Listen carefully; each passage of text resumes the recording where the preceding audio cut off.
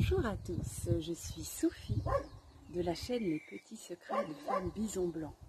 Aujourd'hui, c'est avec plaisir que je vous retrouve pour quelques notions théoriques sur la fabrication de savon. En effet, quand j'ai appris à faire le savon, j'ai eu une recette, on m'a montré comment faire, mais j'avais pas trop d'explications et ça m'a manqué, ça m'a fait faire des recherches et du coup, je trouve que c'est bien de poser les choses et de vous montrer un petit peu ce qu'on va pouvoir faire ensemble. Voilà ce que je fais maintenant comme type de savon, hein, avec des petites couleurs. J'espère que vous les voyez bien parce que le temps il est pas... Voilà. Et puis là, moi, ce que je vous propose, c'est de partir sur la recette d'un savon qui va faire à peu près cette quantité. Voilà. Donc tout d'abord, ce qui est important de savoir, c'est que la saponification à froid est très intéressante parce qu'on ne va pas du tout, on va utiliser que des corps gras et on ne va pas les chauffer. C'est-à-dire que les corps gras et les beurres utilisés ne seront pas chauffés. Ce qui fait que ça va permettre de garder toutes les bonnes... ici, tu sais, les bonnes... voilà. Ça va permettre de garder ça. Et donc, du coup, les savons que tu vas retrouver dans le commerce, finalement, ce sont des savons qui vont être chauffés. C'est-à-dire que une fois la confection faite, 48 heures après, voire même avant, ils peuvent les mettre à la vente. Ça a été chauffé. Donc les qualités, si tu veux, des huiles utilisées, les vertus, bah, elles sont pas terribles. Tandis que là, on garde vraiment... vous avez une qualité de savon exceptionnelle pour vous, pour votre peau. Et donc, la méthode à froid, comme on ne chauffe pas les corps gras, il va y avoir une période de cure. Donc, on va devoir attendre 3 semaines, 1 mois, avant de pouvoir utiliser le savon. Avant de commencer cette confection de savon, il va falloir vous procurer le matériel déjà de protection qui est très importante. Parce qu'on va utiliser de la soude caustique. La soude caustique, c'est dangereux.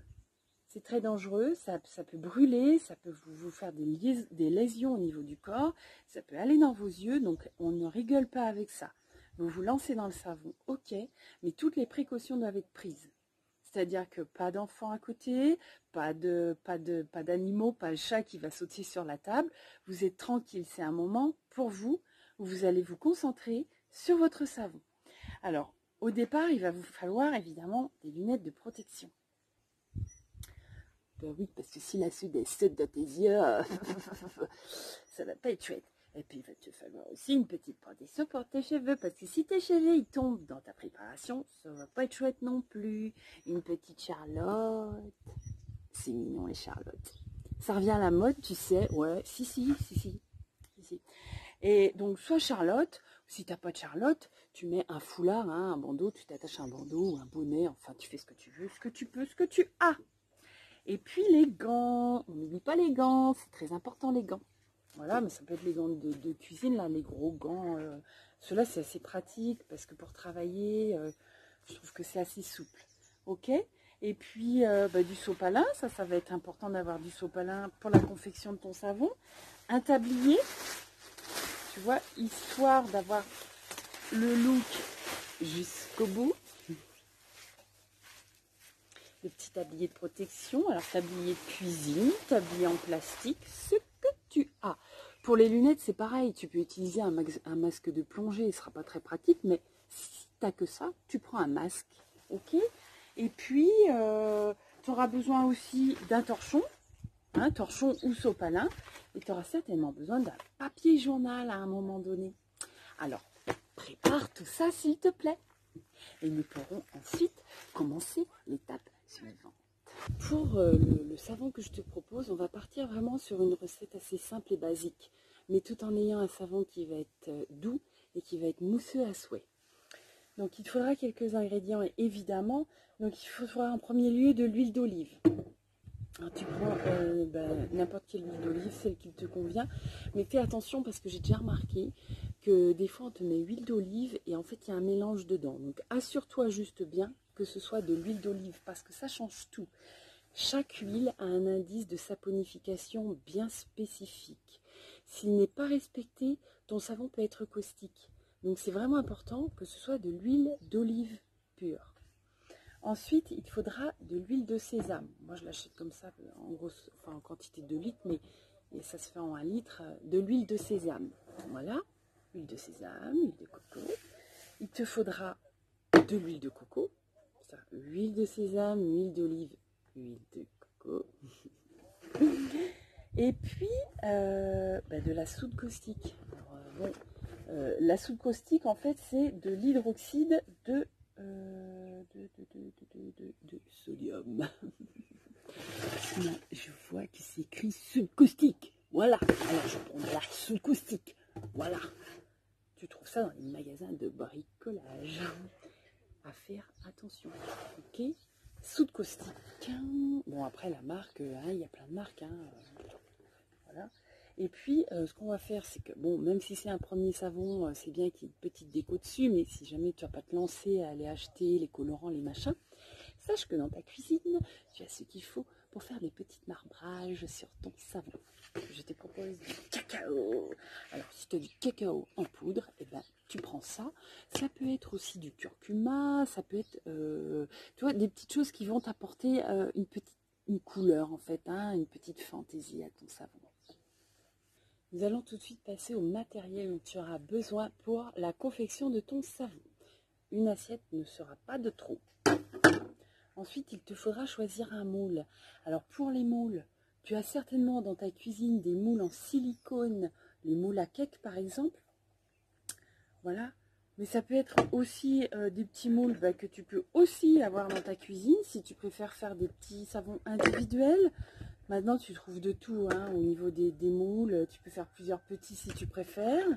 Et puis, tu peux aussi utiliser une boîte de Pringles.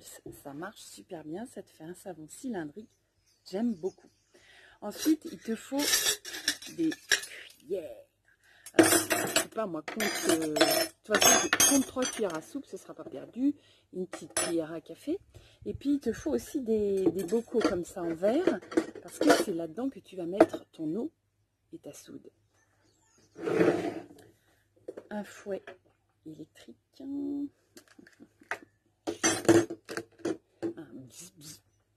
Un fouet à main. Une casserole pour faire chauffer au bain-marie tes corps gras, comme l'huile de coco par exemple, si jamais elle s'est figée. Et puis deux saladiers. Deux saladiers, un plus grand et puis voilà ce que tu as, mais un assez grand pour pouvoir mettre la contenance de tout le savon qu'on va faire ensemble. Et puis voilà, on a tout ce qu'il faut, on est prêt pour les explications. Tu ne m'en voudras pas de garder quelques notes pour être sûr de ne rien oublier. Alors, comment se calcule déjà la soude caustique? Comme je te le disais tout à l'heure, chaque huile, chaque corps gras a un indice de saponification spécifique. Donc, par exemple, pour l'huile d'olive, là, on part sur une recette qui va faire à peu près, ça va faire un bon 400 grammes de savon. Là, je te donne des notions théoriques. Je te demanderai d'attendre pour la pratique, malgré que tu auras les infos pour commencer si tu le souhaites, mais je te déconseille de commencer comme ça tout seul pour une première fois. Mais bon, voilà, après, c'est toi qui vois. Donc, par exemple, pour l'huile d'olive, l'indice de saponification est de 0,136. Et là, dans la recette que je vais te donner, on va utiliser 252 g d'huile d'olive. Pour calculer la soude dont tu auras besoin, il te suffit de multiplier 0,136 par 252, ce qui te donnera un résultat de 34,272 g. Alors, effectivement, la chose que j'ai oublié de te demander, de te préciser dans le matériel, c'est une balance. Une balance qui sera électronique. Il ne nous faut pas une balance voilà, avec des poids ou à l'ancienne. Là, c'est vraiment électronique. Là, on investit, ça coûte 10 €. Enfin, tu trouves une balance. Ensuite, il te faut de l'huile de coco. L'indice de saponification est de 0,180. Donc, tu vas multiplier ton indice de saponification par ta quantité d'huile de coco qui sera de 120 g. Pour l'huile de sésame, il nous faudra seulement 28 g d'huile de sésame et l'indice de saponification est de 0,134, ce qui te fera 3,752 g de soude. Attends bien la suite, parce qu'on n'oublie pas qu'il y a un surgraissage. Pour que ton savon ne soit pas trop sec, si tu mets uniquement les quantités que je t'ai données, tu n'auras pas de surgraissage. Et c'est important qu'il y ait toujours un surgraissage pour que ton savon soit suffisamment doux. C'est-à-dire qu'il y ait plus de corps gras que de soude de calculer. Ça, on va y revenir. Donc, c'est pareil, tu as des calculateurs. Il est toujours important, même si tu regardes comme ça des vidéos, de recalculer, de revérifier sur des sites, à des sites en ligne. Moi, celui que j'utilise, c'est Mandrulandia, M-E-N-D-R-U-L-A-N-D-I-A. Et ça, c'est super parce qu'en fait, tu vas rentrer tes corps gras et ça va te calculer direct ta soude. Hein, tu vas préciser quel surgraissage tu veux et ça va directement te calculer ta soude. Ok? Donc, une fois que tu as calculé ta soude, eh ben, en fait, il va falloir calculer donc, ce fameux surgraissage. Donc, à savoir que tu as deux exemples pour le surgraissage. Déjà, entre 0 et 4%, tu as un risque de rancissement. Donc, entre 5 et 8%, c'est assez idéal pour faire ton savon. Après, tu peux faire un surgraissage entre 9 et 15%. Mais ça va être vraiment un savon très doux qui va risquer le rancissement. Et qui va être, lui, utile pour les peaux très fragiles, très sèches. Les peaux, par exemple, à eczéma, psoriasis, ou les peaux de bébé. Là, tu pourras faire un surgraissage comme ça de 9 à 15%.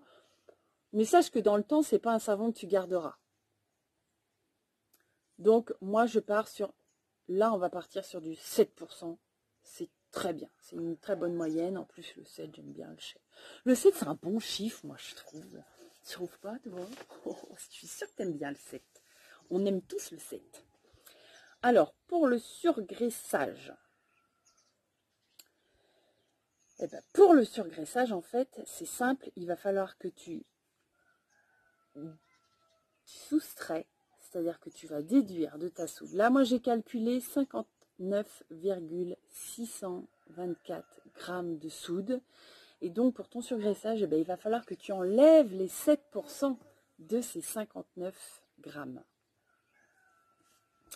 Ensuite, tu peux aussi le faire pour l'huile. C'est-à-dire qu'au lieu de déduire 7%, tu peux rajouter 7% de corps gras en supplément.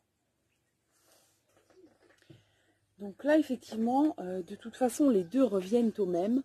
Donc nous allons partir sur la méthode qui est qu'on va déduire directement la soude. C'est-à-dire que là, d'après le calcul que je t'ai donné, on est à 59,624 grammes de soude. Eh bien, on va tout simplement déduire 7% de cette quantité, ce qui va nous donner 55,45 grammes. Donc, on part là-dessus pour le calcul de la soude. Ensuite, l'eau. L'eau, en fait, tu vas pouvoir mettre entre 30, après tu pourras mettre moins, mais là, dans les premiers temps, entre 30 et 38% d'eau. Si tu mets trop d'eau, ton savon, il va mettre plus de temps à sécher. Hein. Donc là, 30%, c'est pas mal. 30%, c'est pas mal, donc on part sur 30% d'eau. Alors, 30% de quoi? Eh bien, 30% du poids total de tes huiles. Donc là, nous sommes sur une quantité d'huile de 400 grammes. 400 grammes, 4 x 3, 12, ça nous fera 120 grammes d'eau. Voilà. Donc en fait, il te faut ton bocal où tu vas mettre tes 120 grammes d'eau. Ensuite, ton autre bocal où tu mettras la soude. Alors, pour peser la soude, moi je le fais là-dedans. Par sécurité, je le mets toujours là-dedans. Voilà. Je mets là-dedans, je fais bien la tare, bien sûr. Et donc, je calcule ma soude. Donc, il y a 55,45 grammes de soude que je vais mettre là-dedans. Ensuite, mes 120 grammes d'eau. Ce qui est très, très important à ce stade-là de la confection de ton savon, ça va être de mettre toujours toujours la soude dans l'eau. Et jamais le contraire. Parce que si ça fait le contraire, si tu fais le contraire, en fait, ça fait une réaction chimique. Et en fait, en gros, ça te pète à la gueule. Et ça fait mal. Hein. Enfin, moi, je sais pas, j'ai jamais essayé. Mais en tout cas, ça te brûle. Alors, toujours, toujours, toujours, la soude dans l'eau. Je n'insisterai jamais assez. Voilà pour ça. Ensuite, la trace. Alors la trace, c'est quoi? Tu vas en entendre parler de la trace, parce qu'en savonnerie, on en parle. La trace, en fait, c'est quand tu vas avoir mélangé tes corps gras avec ta soude, ben, au bout d'un moment, c'est là que tu vas avoir apparaître une trace. Il faut qu'il y ait la trace pour être sûr que ton savon va saponifier. Parce que si tu n'as pas la trace, ton savon, il va être déphasé, en fait. Donc la trace, en fait, c'est un peu, tu sais, quand tu fais une vinaigrette un petit peu épaisse avec de la moutarde, à un moment, tu vas voir, ça fait une petite trace. Ou alors, tout simplement, la crème anglaise. Quand tu fais de la crème anglaise, tu passes dessus, tu prends une cuillère avec la crème et puis tu passes dessus, ça fait une petite trace. La trace, c'est ça. Elle te permet de savoir que c'est bon, ton savon, il est OK. C'est à partir de ce moment-là que tu vas pouvoir mettre les additifs. Alors, les additifs naturels que tu vas pouvoir utiliser, par exemple, c'est de la farine de rouroute, de la farine de maïs. Tu sais, ça te donne un petit peu un exfoliant pour le corps. Tu vas pouvoir mettre du marc de café. Le marc de café, c'est pareil, c'est un super exfoliant. Toi, au lieu que ton café, tu jettes ton marc, et ben, tu le mets dans ton savon, ça te fera un exfoliant pour le corps. Parce que pour le visage, c'est un petit peu agressif. Par contre, la farine de rouroute, pour le visage, c'est pas mal. La farine de pois chiche aussi, c'est très bien. Pour développer un peu, en fait, dans le savon, il y a beaucoup, c'est comme en cuisine, tu peux faire plein de choses. Tu pourras faire aussi du savon au lait d'avoine, tu auras un savon très très doux. C'est-à-dire que tu feras ton savon et puis tu vas pouvoir rajouter du lait d'avoine en déduction bien sûr de l'eau, parce que sinon tu auras toujours un savon trop dur, mais là, trop mou je veux dire. Donc ça, on va y revenir plus tard. Hein. On va y aller étape par étape. C'est pareil, tu vas pouvoir aussi rajouter de la déco, des feuilles, des fleurs, de la lavande séchée dessus. Ça, c'est tout à fait faisable aussi. Le marbrage, ben, le marbrage, comme je te disais tout à l'heure, moi, je fais du marbrage avec du cacao, par exemple. Je trouve que c'est très joli, ça te fait un petit marbrage maison. T'as pas besoin, tu peux faire un marbrage avec de l'argile de couleur aussi, ça passe bien. Ensuite, ta pâte à savon en moule, en fait, il faudra bien faire attention à ce qu'elle ne soit pas dans un endroit où risque d'y avoir des courants d'air. Il faudra peut-être même l'isoler. Si tu habites dans un endroit où il y a besoin du chauffage, où il fait froid chez toi, ça va peut-être indispensable de mettre du papier cello dessus, voire même de l'envelopper ensuite dans une serviette, genre, hein, pour l'isoler un petit peu. Nous, ici à La Réunion, on n'a pas ce problème-là, il fait chaud. Donc moi, je laisse tel quel, je coule mon savon, j'attends que la saponification se fasse, ça durcisse du moins la première partie avant de pouvoir démouler mon savon. Mais bon, tu verras, s'il fait trop frais, il faudra que tu isoles ton savon. Ensuite, tu patientes 24 heures avant de démouler ton savon. Bon, tu touches un petit peu pour voir si c'est démoulable ou pas, parce que si tu vois que ton doigt rentre dedans, c'est bon, t'attends. Hein. C'est possible que tu attendes 12 heures de plus, voire 24 heures de plus, bah t'attends. Et puis ensuite, une fois que c'est fait, tu démoules. Alors, il y a l'ambiance ici. La la la la la. La la la la la. La la la la la. Voilà. Donc, une fois que tu as démoulé, et ben voilà, tu coupes ton savon. Tu peux le couper direct. Et puis là, à ce moment-là, tu vas attendre la cure. La cure, c'est-à-dire que ta saponification totale et complète soit faite. Donc, il va falloir environ 1 mois. Il vaut mieux partir sur 1 mois. Savoir en fait qu'un savon, ça se bonifie avec le temps. C'est comme le bon vin. Plus tu vas attendre, plus il va gagner en dureté et plus tu vas avoir une meilleure qualité de ton savon. Une cure pendant 1 mois minimum dans un endroit sec, à l'abri de la lumière directe, parce que la lumière directe va faire qu'il va décolorer. Ce ne sera pas grave, ton savon il sera bon quand même, mais il vaut mieux le mettre à l'abri de la lumière directe. Alors, une des dernières choses que je vais te dire, et qui est très très importante, c'est le test de la langue. Eh ben en fait, pour savoir, pour être sûr que ton savon n'est pas caustique, surtout au départ, il faut que tu essayes de faire ce test-là. Après avoir fait la cure, tu vas mettre ta langue sur ton savon. Le bout de la langue, hein, tu ne fais pas une grosse échouille, hein, juste le bout de la langue. Si tu reçois une petite décharge, tu vois, c'est que ton savon il est caustique. Il faut vraiment pas que tu ressentes ça en fait. Tu peux ressentir le goût du savon, mais pas la décharge. Si tu as une décharge, c'est que tu as mis trop de soude dans ton savon. C'est qu'il y a un calcul, ton calcul n'est pas bon.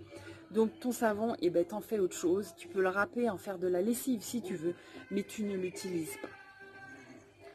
Un autre point que je voudrais voir avec toi, c'est si jamais par exemple tu as des éclaboussures de savon, ou même de soude, ça peut arriver, ce que je te souhaite pas. Mais de toute façon, quand tu feras du savon, tu n'auras pas des éclaboussures de soude, c'est sûr, il ne faut pas que ça arrive. Hein. Ça arrivera jamais, il ne faut pas que ça arrive. Mais si le savon, des fois, tu vois, tu peux t'en mettre un petit peu, ça arrive, eh ben, tu mets du vinaigre du vinaigre blanc dessus, ça va stopper cette agressivité que tu vas avoir au niveau de la peau. Tu rinces, tu mets du vinaigre blanc. Ok, pour le nettoyage, pareil, de ta pâte à savon, bah, ton matériel, il faudra que tu l'essuies. Donc, soit tu l'essuies avec un sopalin. C'est-à-dire qu'au lieu de mettre, si tu n'as pas bien raclé avec ta spatule ton savon et qu'il en reste, tu vas l'essuyer avec du sopalin ou avec du papier journal. Tu enlèves l'excédent que tu mettras dans un sachet fermé en fait. Hein, dans ta poubelle, tu mettras ça dans un sachet fermé. Et puis tout ton matériel que tu as utilisé pour ton savon, tu ne le nettoies pas tout de suite. Tu attends, le lendemain, ça deviendra du savon. Donc le lendemain, tu frottes hein, ce qui reste, le petit fond, parce que tu auras bien enlevé l'excédent, comme je te l'ai dit avant. Et ben ce qui reste, tu vas nettoyer, ça va mousser. Et puis, tu n'oublieras pas de le faire avec des gants, parce que là, c'est pareil, la saponification n'est pas complète. Et donc, ton savon, ce sera agressif, ce sera corrosif, ça va te piquer un petit peu les mains. Tu vas avoir les mains sèches et tout. Donc, mets tes gants et puis fais ta petite vaisselle. Voilà, bah, je crois que j'ai rien oublié. C'est pareil, si tu utilises le matériel que tu as en cuisine, si tu n'as pas un matériel spécial pour le savon, bah, tu ne vas pas forcément investir juste pour ça. Mais c'est pas grave, tu le laves 2 fois, hein, 2 fois, voire 3 fois et c'est bon. Par contre, pour ton mixeur, celui-ci là, le mixeur électrique, ça va être une des choses qui va être indispensable que tu investisses que pour ton savon. Parce qu'en fait, il peut toujours te rester des petits résidus. Alors, le jour où tu vas faire de la soupe, ça va pas être terrible, tu vas avoir du goût de savon dedans.